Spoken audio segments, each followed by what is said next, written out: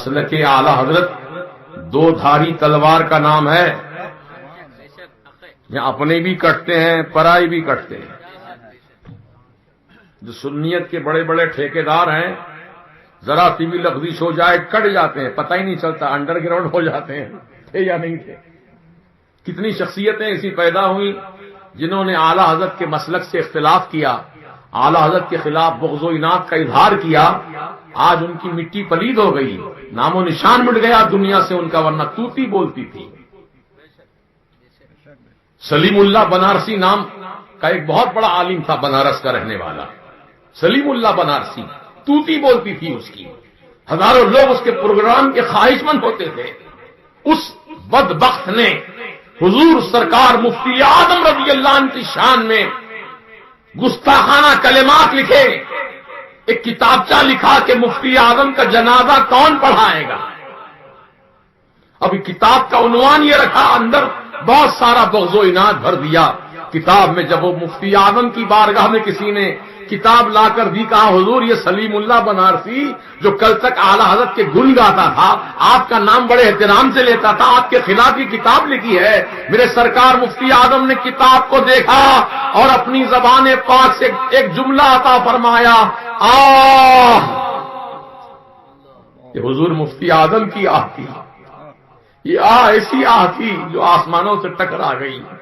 سلیم اللہ بنارسی کی مٹی پلید ہو گئی، بستر پر پڑے پڑے وہیں پر پیشاب کر لینا، پاخانہ کر لینا، کوئی صفائی کرنے والا نہیں، کوئی دیکھنے والا نہیں، ایڑیاں گھس گھس کے اسی غلاظت پہ مر گیا۔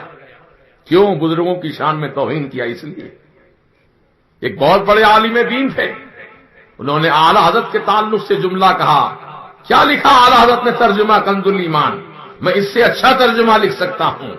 چنانچہ لکھنا شروع کیا، ایک پارا دو پارے کا ترجمہ لکھنا شروع کیا کہ ہاتھ بھی شل ہو گئے، زبان بھی گم ہو گئی، اور زبان سے کوئی الفاظ نہیں نکل رہے ہیں۔ بس عالم یہ ہے جو وہ اپنے وقت کا مقرر اعظم تھا، توتی بولتی تھی ان کی بھی، لیکن جب یہ جملہ انہوں نے اپنی زبان سے کہا، کیا لکھا ترجمہ اعلی حضرت نے، اس سے اچھا ترجمہ تو میں لکھ سکتا ہوں، قسم خدا کی میں نے اپنی آنکھوں سے دیکھا، گیا تھا دیکھنے کے لیے کیا حال ہے، جب دیکھا تو یہی آواز ہے ان کی زبان سے، مار پڑتی ہے غیب فقیر کی، یعنی حضرت پیران پیر کی۔ کیا سمجھیے اعلی حضرت کو؟ آج بدبخت کہہ رہا ہے کہ احمد رضا خان یہ کیوں نہیں لکھے، احمد رضا خان وہ نہیں لکھے۔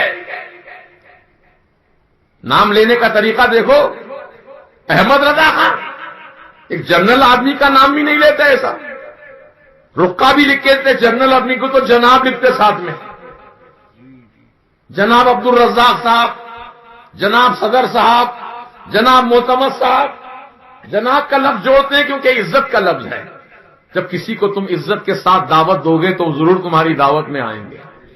لیکن یہ کتنے بدبخت ہیں، ان کے دلوں میں کتنی دشمنی اعلی حضرت کی بھر گئی ہے کہ اعلی حضرت کا نام بھی سلیقے سے لینا نہیں آتا ہے۔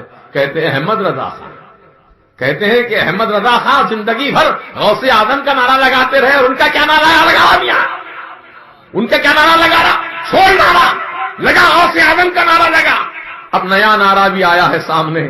بہرحال میرے کہنے کا مقصد یہی ہے، جلنے والے، حسد کرنے والے، تنقید کرنے والے، عناد کرنے والے، معاندین، حاسدین بھی دنیا میں بہت ہو چکے ہیں، لیکن الحمدللہ میرے اعلی حضرت کا سکہ کل بھی چمکتا تھا، آج بھی چمک رہا ہے، صبح قیامت تک چمکتا رہے گا۔ اعلی حضرت کی چمکاہٹ کو ماند کرنے والے خود مٹ جائیں گے، نام و نشان ختم ہو جائے گا، لیکن اعلی حضرت کا نام کوئی نہیں مٹا سکتا، اس لیے کیونکہ اعلی حضرت رضی اللہ تعالیٰ اللہ تعالیٰ کی بارگاہ کے مقبول ہیں، رسول اعظم صلی اللہ علیہ وسلم کی بارگاہ کے مقبول ہیں، سرکار غوث اعظم کی بارگاہ کے مقبول ہیں، حسنین کریمین کی بارگاہ کے مقبول ہیں، اور جس کو اللہ والوں نے اپنی بارگاہ کا محبوب بنا لیا ہو، اسے کون مٹا سکتا ہے؟